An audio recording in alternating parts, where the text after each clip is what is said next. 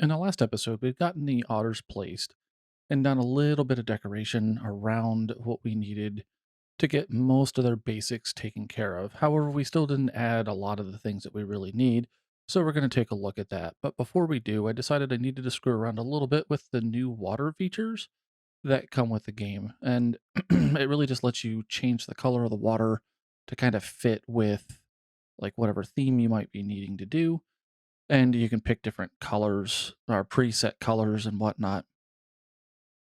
After screwing around with that, taking a look at what the otters actually still need, we hadn't placed any food or enrichment items or anything like that. So that's what we're going to spend a little bit of time doing as we kind of go through this and set ourselves up for being able to let this be kind of a self sustaining habitat, because there's a lot of little things that just need to be done, and it's been a little while that I've played, so it's a little bit rough in just how I go through. I didn't really decorate a whole lot, and there's just some things that just generally I missed. Like I didn't even think about water or this or that or whatever. And that's one of the things that really is kind of a unique, or wouldn't say unique. I guess it is a unique problem. Every time they release a new patch with new updates and capabilities, it kind of screws up some of your other zoos. Just real quick, I did discover this new bedding thing that looks like it's supposed to float. So I put it out in the middle of the water to see if the animals will actually interact with that. And then knowing that I needed to build shelter for the animals, I had already kind of decided that I wanted to build a shelter in conjunction with this shop. And so we just start building the shop's like overlay and shell, and then start building a shelter, or the hard shelter kind of over top of that, to get our guests, or I'm sorry, our giant otters, the maximum level of happiness that we can achieve, which shouldn't be too hard because we do still have a lot of animals, a lot of enrichment, and whatnot going on. You'll see here that we're fighting with that piece a little bit, where if you have anything other than the 1 meter uh, sloped roof, oftentimes the uh, wall pieces that you put in there will clip through, which is really kind of annoying because it's just kind of this ugly whatever. So I come up with a different tactic. I initially tried to kind of lower it down, and I was like, well, maybe we can build like a our own roof ridge. And I found this bluish kind of color that kind of fit with some of the default colors that were already part of the aquatic set, with the purple walls and the like the blues and greens for the top. I guess it's more of a green color, but either way, so we take some time and we build a lot of this stuff, and this is probably one of the longer components of this, is trying to get this set in a way that works and still looks fairly decent. You'll see here that because of the clipping along the, or where the two are laying on top of each other, like the game, the textures, it just kind of bounces back and forth and it's kind of annoying. So I went ahead and raised it up a little bit more, almost to kind of create like our own little shingled type roof there. And then I get the bright idea to go ahead and spin this around, and then realize that when I did that, the 1 meter roof on the other side doesn't have the same slope. So it basically is just, I should have just taken a piece and angled it and moved it instead of trying to be all fancy and flip it around. But either way, still works. We get what we need, and we build a pretty decent little thing using the align to surface feature here so we can get the different pillars kind of set up the way we want. And then because the edge of this is really kind of hideous on these roofs, I decided to go ahead and put this trim along the edge. And then you'll see that I'll put it along the very edge of the end of it as well. So it wouldn't really be like legitimate without putting actual like gutter system or something like that in, which we could have done.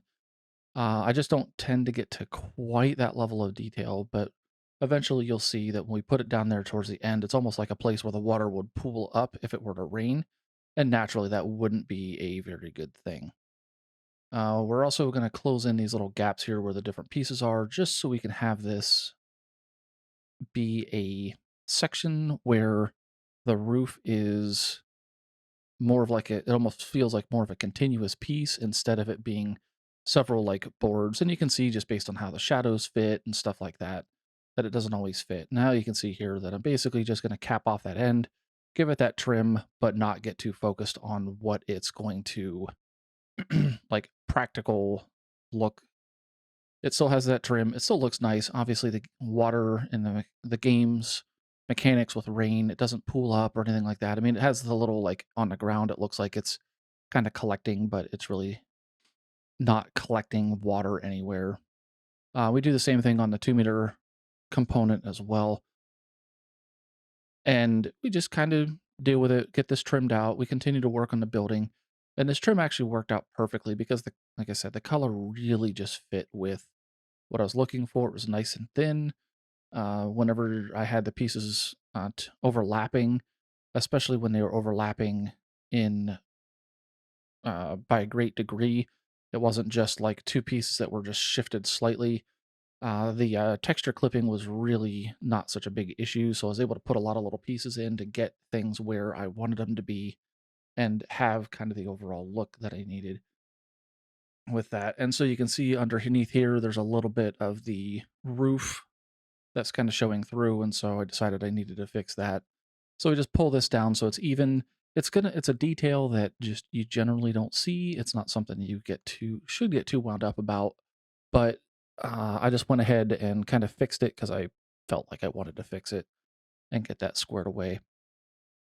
Overall, though, it ends up looking really good under there, and we're able to move on to putting in more of like a support pillar up underneath here. And you can see that that pillar more or less is going to stand in the path of the guests.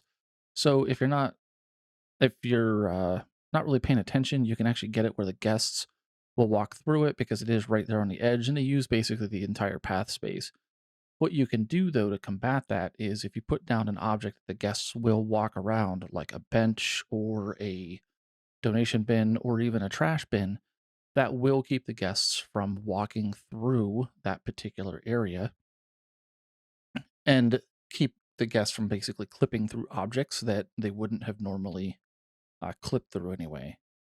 Now we're moving on to kind of trimming the rest of the building with something. And I was going to go with this being kind of down and even, and I think I end up with the pillar or the beam kind of sticking up a little bit for no other reason other than just I felt it looked a little bit nicer, a little bit cleaner than sticking or being kind of completely even. And then we're just covering up like that little edge that between the two pieces so we can kind of get that looking a little bit nicer. And I think this ends up turning out to be a really nice looking little building, even if I didn't put a whole lot of effort into it as maybe I have with some other things. And it's probably not the most fitting considering that the area that we're in is our uh, kind of like Indian themed castle type area. So it probably would have made more sense to have done a lot of this with those components.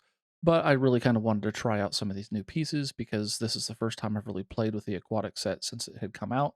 And they've already come out with the next DLC.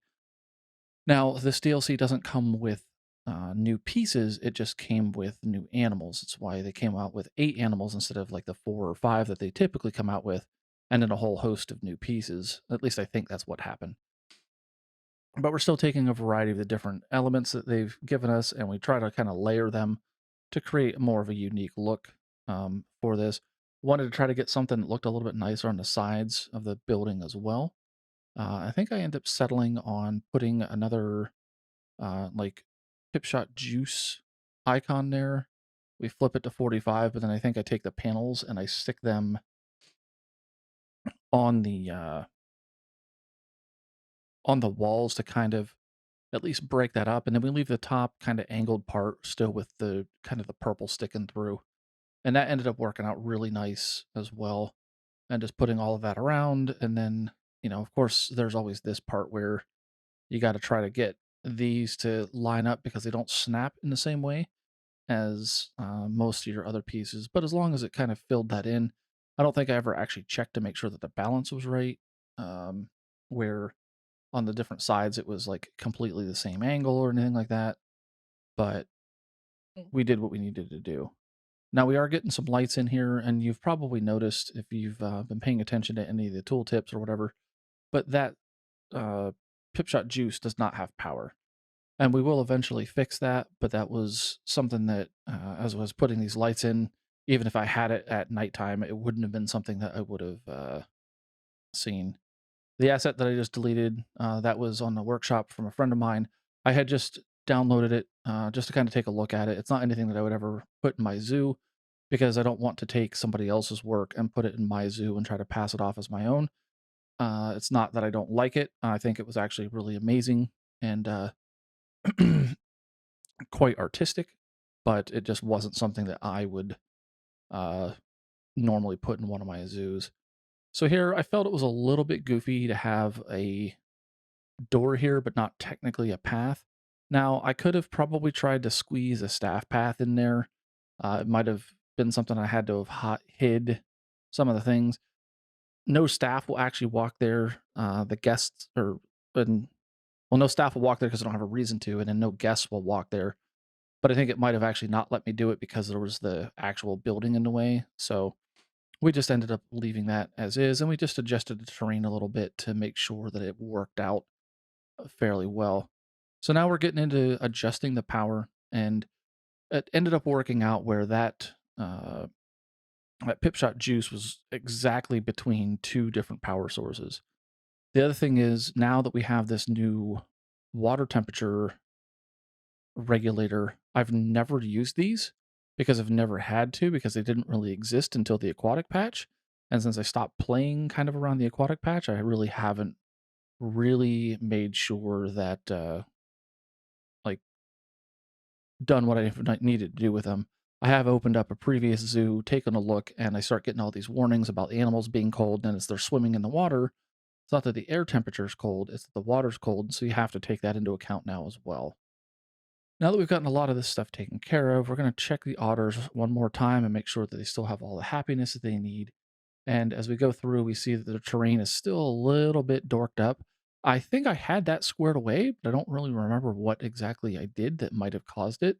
But it took a little bit of doing in order to uh, get the balance right. And I feel like they're an animal that really has kind of like a tight balance between all of the different terrains and whatnot. Now, I could have probably worked to try to overlap them a little bit, so on and so forth. But just even finding where the rock was, like that was one of those, like I wasn't even sure where it was hiding to be able to get that in there. So I think I started trying to put some stuff underwater. I don't know if this actually made any difference, but eventually we just start kind of going around the edge, and that does seem to eventually work and kind of pulls all of that out and gets all of that stuff finally fixed. But you can see we finally got enough sand and eventually, and we're just going to get right into that and then basically stop. So now the other thing is you'll see that there's a lot of warnings on the side. I don't have any staff assigned to this area yet. And since I have staff zones and no free roaming maintenance or vets or keepers, I have to specifically set stuff up for that.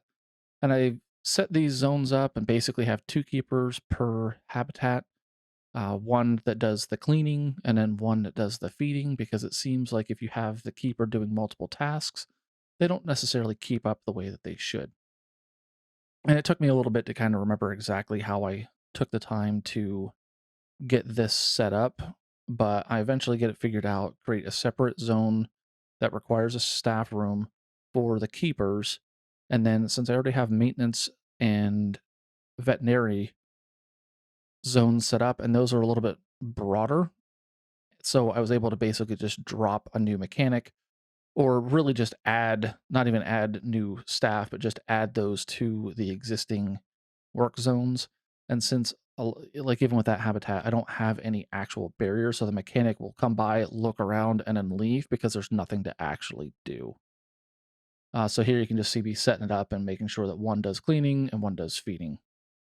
Now, the other thing is we do have our snow leopards that are constantly having stress issues. The only way that they can really fix this at this point, because I can't give them any more foliage or anything like that, I'm going to have to go through and put one-way glass up in order to solve that problem.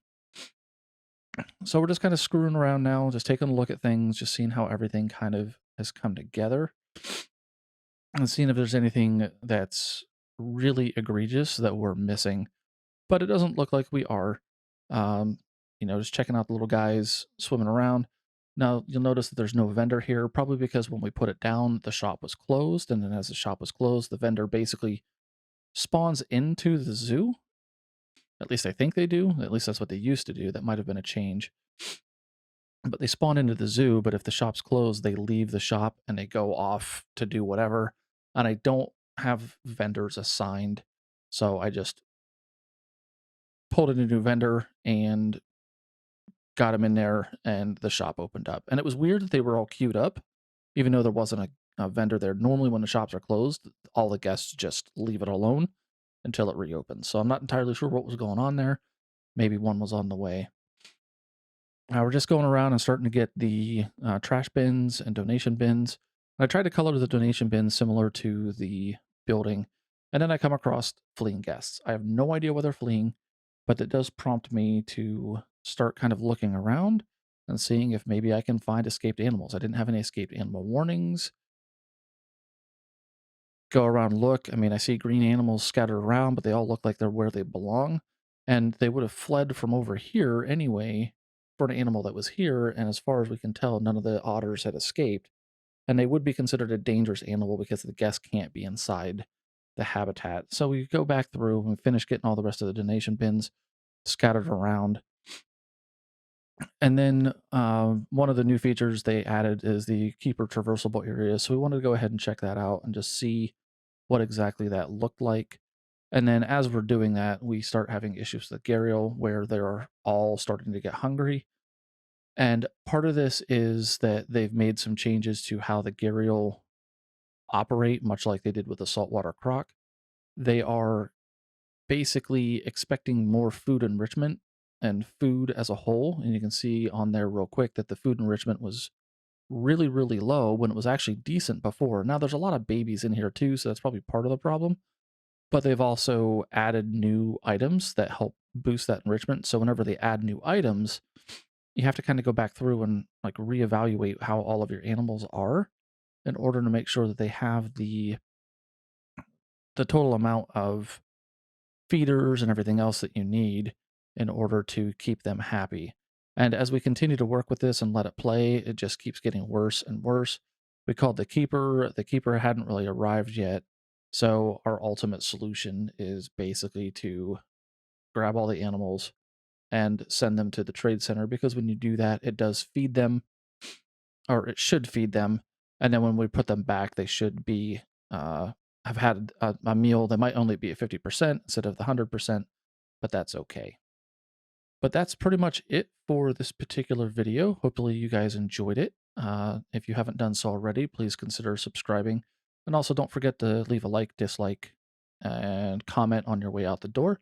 And also hit that notification bell so YouTube tells you that I did something. I will talk to you all later. You have a great night. Bye-bye.